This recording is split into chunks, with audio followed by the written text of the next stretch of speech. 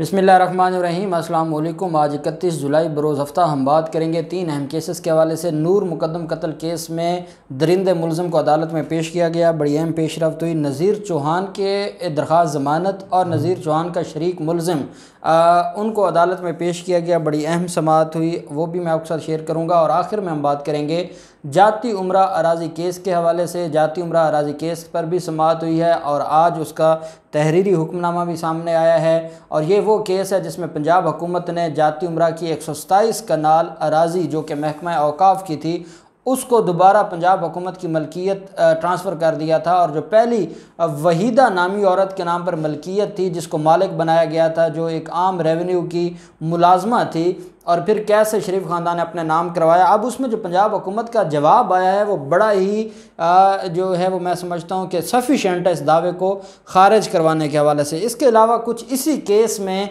हमारे एक एंकर दोस्त हैं, उन्होंने कुछ सवालात उठाए हैं, तो वो भी मैं आपके साथ शेयर करूँगा कि कुछ कन्फ्यूजन है इस केस के हवाले से। और मुझे मेरे सुनने वालों ने मैसेजेस करके कुछ सवालात पूछे हैं। मुझे नहीं पता कि किस एंकर ने इसके ऊपर बात की है जाती उम्रा अराज़ी केस के हवाले से, लेकिन कुछ लीगल सवालात हैं जो मेरी कानूनी ज़िम्मेदारी बनती है कि वो मैं आपके साथ आपको क्लियर करूं जाती उम्रा अराज़ी केस के हवाले से और इस ऑर्डर के हवाले से और जवाब के हवाले से जो पंजाब हुकूमत की तरफ से जमा करवाया गया, और कैसे अब जो शरीफ ख़ानदान है उनकी मुश्किलात में इजाफ़ा हुआ है।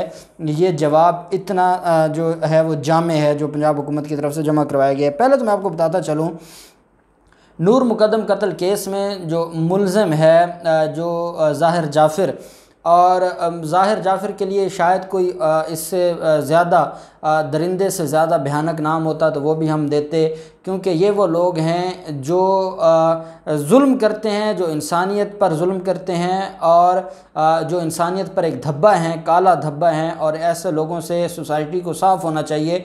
दिल हर किसी का करता है कि ऐसे लोगों के ख़िलाफ़ इनको जो है वो विदाउट प्रोसेस इनको सज़ा दे दी जाए, लेकिन क्योंकि कानून है और अगर कानून पर अमल दरामद ना हो या कानून का प्रोसेस इस्तेमाल ना किया जाए तो फिर सोसाइटी नहीं रहती, फिर वहाँ कानून की जो बालादस्ती है वो नहीं रहती। तो इस वजह से कानून का जो प्रोसेस है वो जारी है। और आज जिस्मानी रिमांड ख़त्म हुआ था मुलज़म का। आप जानते हैं कि 3 दिन पहले जिस्मानी रिमांड लिया गया था और मज़ीद जो जिस्मानी रिमांड के लिए अदालत में पेश हुए तो अदालत ने 2 रोज़ का मज़ीद जिस्मानी रिमांड अदालत ने आज उनका मंजूर कर लिया है। अदालत में समाअत के दौरान जो एडवोकेट शाह खालिद साहिब हैं, जो कि वकील हैं नूर मुकद्दम के और मुदई के वकील हैं, क्योंकि नूर मुकद्दम का वालिद इसमें मुदई है, उन्होंने अदालत को बताया कि CCTV फुटेज से मज़ीद किरदार सामने आए हैं और 40 घंटे की फुटेजेस में बहुत सी नई चीज़ें सामने आई हैं। इस वजह से हमने मुख्तलिफ़ एंगल पर मुलज़म से जो प्रोसिक्यूशन है या पुलिस है उन्होंने इन्वेस्टिगेशन करनी है, इसलिए मुलज़म का जिस्मानी रिमांड मंजूर किया जाए। दूसरी जानिब जो मुलज़म के वकील थे उन्होंने अदालत से कहा कि जिस्मानी रिमांड की ज़रूरत नहीं है। अदालत में पहले मुलज़म का पॉलीग्राफिक टेस्ट भी हो चुका है, जबकि मुलज़म से रिकवरी भी हो चुकी है और मज़ीद जिस्मानी रिमांड की ज़रूरत नहीं है, इसलिए इनका मज़ीद जिस्मानी रिमांड ना दिया जाए और मुलज़म को जुडिशल रिमांड पर जेल भेज दिया जाए। 3 दिन का रिमांड तलब किया गया था प्रोसिक्यूशन की तरफ से और अदालत ने 2 रोज़ का जिस्मानी रिमांड मंजूर किया है। ये क्रिमिनल मैटर है, टोटल इसमें 14 दिन का जिस्मानी रिमांड मिलता है और अब तक जो मुलज़म है वो 12 दिन का जिस्मानी रिमांड मुकम्मल कर चुके हैं और जो बाकी मुलज़मान हैं उनका भी मामला है। मुझे ये लगता है कि ये आखिरी जिस्मानी रिमांड होगा और उसके बाद मुलज़म को जुडिशल रिमांड पर जेल भेज दिया जाएगा और फिर उसके बाद केस आगे जो चलान सबमिट होगा और चलान सबमिट होने के बाद ट्रायल शुरू होगा। दूसरी तरफ जो मामला है और जो केस है नज़ीर चौहान का, नज़ीर चौहान ने अपनी दरख्वास्त ज़मानत दायर कर दी है। मैंने पहले वीलॉग में आपको बताया था, उस वीलॉग में मैंने आपको ये बताया था कि मुलज़म को पेश किया गया जो और अदालत ने मुलज़म को जुडिशल रिमांड पर जेल भेज दिया।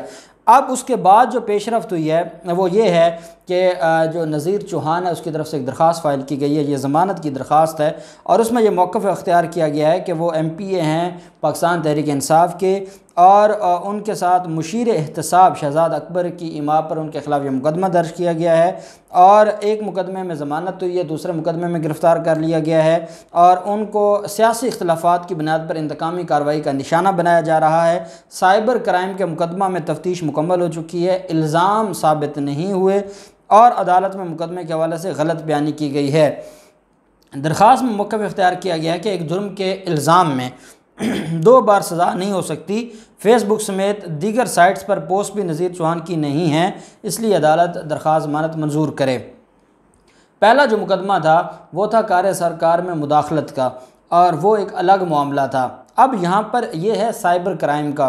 साइबर क्राइम का अलग मामला है। तो जो आर्टिकल 13 है जो ये कहता है कि ना ही किसी एक वक़ूआ में 2 दफ़ा सज़ा दी जा सकती है और ना ही 2 दफ़ा प्रोसिक्यूट किया जा सकता है। डबल जियोपार्डी का जो कंसेप्ट है, डबल जियोपार्डी का जो कंसेप्ट है सेक्शन 403 है हमारा क्रिमिनल जो फ़ौजदारी लॉ है, ज़ाब्ता फ़ौजदारी उसका, तो उसमें यह है कि एक वक़ूआ में या एक मुकदमे में 2 दफ़ा सज़ा नहीं होगी। लेकिन यहाँ पर वो है एक जो इन्होंने नारेबाजी की, जलसा किया और थाने में गए, वो एक अलग मुकदमा दर्ज हुआ। साइबर क्राइम ने अलग मुकदमा दर्ज किया है। ये जो इसके ख़िलाफ़ मुकदमा है ये इलेक्ट्रॉनिक क्राइम्स एक्ट के तहत है और वो पिनल कोड के तहत है। एक और मुकदमा भी दर्ज हो चुका है और वो भी पिनल कोड का है, और वो है एक SHO के साथ बदतमीज़ी करना। तो ये अलग अलग मुकदमात हैं, और इसमें यह कहना कि एक ही मुकदमे में पहले 2 दफ़ा सज़ा नहीं हो सकती, तो ये 2 अलग अलग मुकदमात हैं। और अभी तो नज़ीर चौहान के ख़िलाफ़ तीसरा मुकदमा बाकी है जो ग्रीन टाउन थाने के SHO की मुद्दत में दर्ज किया गया है। और मुझे लगता है कि जैसे ही साइबर क्राइम जो मुकदमा इसमें ज़मानत अगर हो गई, ज़मानत मंजूर हुई, तो फिर उसके बाद जो अगला मामला होगा वो होगा तीसरे मुकदमे में गिरफ़्तारी का। और फिर उसके बाद देखते हैं कि परवेज़ इलाही बड़े दुखी हैं, और नून लीग ने परवेज़ इलाही के साथ इज़हार यकजहती किया है और उन्होंने कहा है कि हम स्पीकर असम्बली के साथ हैं, और कल भी नून लीग उनके हक़ में डेस्क बजाती रही है। तो अब ये आगे क्या करते हैं ये भी मामला देखने वाला होगा। अब हम आ जाते हैं, अच्छा एक और अहम चीज़ जो इसमें मिस हो गई वो है नज़ीर चौहान का जो को अक्यूज़ था, जो शरीक मुलज़िम था, वो गिरफ़्तार कर लिया गया है पुलिस ने।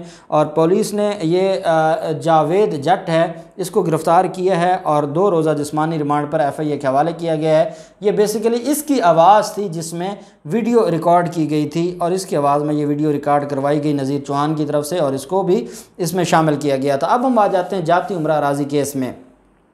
जाती उमरा अराज़ी केस में यूसुफ अब्बास ने यह दावा फ़ाइल किया, यूसुफ अब्बास बनाम सूबा पंजाब वग़ैरह। इसमें टोटल 12 डिफेंडेंट्स हैं, और उन डिफेंडेंट्स में शहबाज शरीफ, मरीम नवाज़ और नवाज़ शरीफ को भी मुद्दा अलह रखा गया। यूसुफ अब्बास ने, ये हमेशा तब मुद्दा अलह रखा जाता है जब अपने केस को डिले किया जाना हो कि हमने दावा फ़ाइल किया है, दावा फ़ाइल होने के बाद जो डिफेंडेंट्स होंगे उन्होंने अपना जवाब जमा करवाना होता है। जो जवाब नहीं जमा करवाएगा उतनी देर ये चलता रहेगा। लेकिन उसमें मरीम नवाज़ और शहबाज शरीफ के हद तक मामला एक्सपार्टी हो गया था, एकतरफ़ा हो गया था। अब जो केस की नोयत है उससे पहले 2-3 सवाल हैं जो मुझसे पूछे गए हैं, और वो मैंने लिख के भी रखे हैं। हमारे कोई एंकर दोस्त हैं, वो मैंने नाम नहीं पूछा कि किसने ये बात की है, लेकिन जाती उमरा अराज़ी केस को डिस्कस करते हुए हमारे किसी दोस्त ने ये कहा है कि 7-11 की कोई दरख्वास्त दी गई है हुकूमत की तरफ से। पहले तो मैं आपको बताता चलूँ 7-11 क्या है। ये जो CPC है, जो सिविल प्रोसीजरल कोड है, आर्डर 7 है, रूल 11 है। ये है रिजेक्शन ऑफ प्लेंट की जो एप्लीकेशन है। ये तब दी जाती है कि जब एक दावा फ़ाइल हो और जवाब दावा फ़ाइल होने से पहले जो एक दरख्वास्त दी जाती है कि ये दावा जो है इसमें या तो इसकी काज ऑफ एक्शन नहीं है, या ये टाइम बार्ड है, या ये बार्ड बाई लॉ है, इसलिए इसको खारिज किया जाए। तो जो डायरेक्ट दावा खारिज करवाने की दरख्वास्त होती थी वो थी 7-11, आर्डर 7 रूल 11, और उसको उर्फ़ आम में 7-11 कहते हैं। अब अमेंडमेंट्स आ चुकी हैं, और उस अमेंडमेंट के बाद 11A रूल 11A आ चुका है, जिसके मुताबिक अब सेपरेट 7-11 की दरख्वास्त नहीं दी जा सकती। और अब अगर किसी ने 7-11 की ग्राउंड्स लेनी हो तो कानून ये कहता है कि जो आप जवाब दावा जमा करवाएंगे उस जवाब दावा में आप 7-11 की ग्राउंड्स भी लिख सकते हैं, अलग से एप्लीकेशन नहीं होगी। पहली बात तो ये है कि पंजाब हुकूमत ने अपने आप को पार्टी ऐड करवाने या फ़रीक बनने की कोई दरख्वास्त नहीं दी, बल्कि पंजाब हुकूमत पहले ही फ़रीक है। पंजाब हुकूमत के ख़िलाफ़ तो उन्होंने केस किया है, पंजाब हुकूमत ने ही उनकी जो उनकी विरासत थी उसको उनका जो इंतकाल था उसको खारिज करके दोबारा जो हुकूमत है उसके नाम पर इंतकाल हुआ है। तो पंजाब हुकूमत अब जब रेवेन्यू डिपार्टमेंट है, जब महकमा औकाफ को पार्टी बनाया गया है, जब LDA को पार्टी बनाया गया है, पटवारी मुतलका पटवारी को पार्टी बनाया गया है, तो ये सारे मिलके ही हुकूमत बनाते हैं ना। हुकूमत कोई उस्मान बुज़दार के नाम से तो नहीं ना दावा करना था, एक बात। तो इसमें अलग से सूबा पंजाब भी पार्टी था। कोई फ़रीक बनने के लिए जो सेक्शन 1 है और सब सेक्शन 10 उसकी दरख्वास्त दी जाती है, जिसको कहा जाता है 110। जो दरख्वास्त फ़रीक बनने की दरख्वास्त होती है उसके लिए कहा जाता है 110 की दरख्वास्त दी गई है। अब ये वो दरख्वास्त नहीं दी गई, ना ही अगर ये कहा गया कि मरीम नवाज़ या शहबाज शरीफ दोबारा अपने आप को फ़रीक बनवाना चाहते हैं तो वो 7-11 दें। ना तो एक्स पार्टी प्रोसीडिंग ख़त्म करवाने के लिए 7-11 दी जाती है, ना फ़रीक बनने के लिए 7-11 दी जाती है। 7-11 का एक कंसेप्ट था जो अब ख़त्म हो चुका है। तो इस वजह से मेरे ख्याल में कोई कानून को समझने वाले हमारे दोस्त हैं तो उनको कोई एम्बिग्यूटी हुई होगी, तो उन्होंने फिर मुझसे ये सवाल पूछा तो मैंने चाहा आपको ये क्लियर कर दूँ। अब इसमें जो हुकूमत की तरफ से जवाब जमा करवाया गया है उसमें 7-11 की ग्राउंड्स ली गई हैं और उनमें यह कहा गया है कि इनका कोई लोकस स्टैंडाई नहीं है, इनका जो कानून के मुताबिक इनके पास कोई राइट नहीं है, कानून के मुताबिक इनका प्रॉपर्टी से कोई लेना देना नहीं है। और यही वजह है कि क्योंकि इनका कोई लेना देना नहीं है तो ये जो प्रॉपर्टी है ये वहीदा नामी एक औरत के नाम पर मुंतकिल करवाई गई। सरकारी ज़मीन की मलकियत ट्रांसफ़र नहीं होती, कानून इसके ऊपर क्लियर है। और ये सरकारी ज़मीन की मलकियत ट्रांसफ़र की गई, लीज़ की ज़मीन की मलकियत ट्रांसफ़र की गई पहले वहीदा के नाम और फिर वहीदा से ये सारे जो चोर फैमिली इनके नाम पर ट्रांसफ़र की गई। तो उसको क्योंकि वो एक गैर कानूनी काम था और वो एक वाइड एब इनिशियो था, तो वाइड एब इनिशियो ये होता है कि वो स्टार्ट से ही गलत होता है और गैर कानूनी डिक्लेयर हो जाता है। तो जब वहीदा के नाम हुई वो वाइड एब इनिशियो डिक्लेयर हुआ तो उसके बाद जो सब्सिक्वेंट जो ट्रांजैक्शन थी वो सारी की सारी ख़त्म हो गई। और इस वजह से अब पंजाब हुकूमत का ये कहना है कि हमने जो वो ट्रांसफ़र ख़त्म किए हैं वो कानून के मुताबिक हैं, इनके पास कोई हक़ दावा नहीं है, इसलिए ये दावा खारिज किया जाए। मज़ीद इसमें कुछ डिफेंडेंट्स हैं जिनकी हद तक अदालत ने ये हुक्म जारी किया कि वो नोटिस जमा करवाएं, वो अपना जवाब जमा करवाएं, उनको नोटिस जारी किए हैं। 7 सितंबर की अब इसमें तारीख मुकर्रर की है और उसमें जो मज़ीद रह गए हैं डिफेंडेंट वो अपना जवाब जमा करवाएंगे और जवाब जमा होने के बाद ये केस आगे चलेगा। मैं ये समझता हूँ कि इस जवाब के बाद ये इतना डिटेल जवाब दिया गया है और कानून की उसमें सारी जो इतना टाइम नहीं है कि मैं आपको वो सारा जवाब पढ़ कर सुनाऊँ कि उसमें सारी जो लीगल जो उसके अंदर जो लॉ जो सेक्शंस जो एक्ट डील करता है वो सारी की सारी डिटेल्स लिखी गई हैं, जिसके बाद ये दावा खारिज हो जाएगा। और अब कानून ये कहता है कि जब सारों का जवाब जमा हो जाएगा, सारे अपना जवाब जमा करवाएंगे तो केस चलने से पहले मेंटेनेबिलिटी पर बहस होगी कि क्या ये मेंटेनेबल है या नहीं है। तो ये जो जवाब है ये इतना सफिशेंट है कि ये मेंटेनेबल ही नहीं होगा दावा और ये प्रिलिमिनरी खारिज हो जाएगा। अब देखते हैं 7 को क्या होता है, जो भी डिटेल्स होंगी हम आपके साथ शेयर करते रहेंगे। अल्लाह पाक पाकिस्तान का हामी नासिर हो। बहुत शुक्रिया। अल्लाह हाफिज़। पाकिस्तान जिंदाबाद।